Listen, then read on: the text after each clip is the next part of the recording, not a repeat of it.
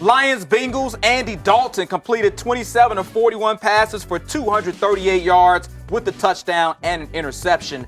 Giovani Bernard, solid game, rushing for 116 yards, including a 12-yard touch that padded the lead for the Bengals late in the fourth. He also had 52 receiving yards. Matthew Stafford kept the Lions in the game. He was 19 of 35 for 203 yards with a touchdown and an interception. The Bengals pick up the W 26-17. Dylan, when you look at these two teams, the Bengals appear so lifeless the last couple of weeks. They lost to the Bears and lost to the Vikings. Meanwhile, Detroit, they are now out of playoff contention. So are you more surprised that Detroit didn't come to play and they lost, or that the Bengals actually did come to play after the way that they didn't perform the last couple of weeks? That's an interesting question. I think I was more surprised that the Bengals, crept up through the ground, Undertaker style, was like, we're still alive, and knocked the Lions out of the playoffs. I think, where does this come from Giovani Bernard? You look over the last handful of games, the best output he's had is about half of this. So the fact they were able to run the football and play pretty well defensively, make plays when they needed to,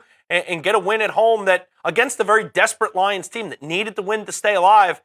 After the performances you mentioned, Yep. I mean, this team just looked like, even though there's still talent, even though you still, you look at guys, they're household names on a lot of fantasy teams out there, they've just underperformed and underwhelmed all season long. That they have this type of performance, even though it was certainly disappointing for the Lions.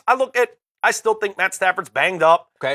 They still can't run the football. Their offensive line is a mess as well. So, the fact that they struggle doesn't completely surprise me. But even though they've been struggling offensively with the line, with the run game, with Stafford not being totally healthy, I look at that team, and the desperation alone I thought was going to be good enough to beat just a bad Bengals team that looked out of sorts the last several weeks.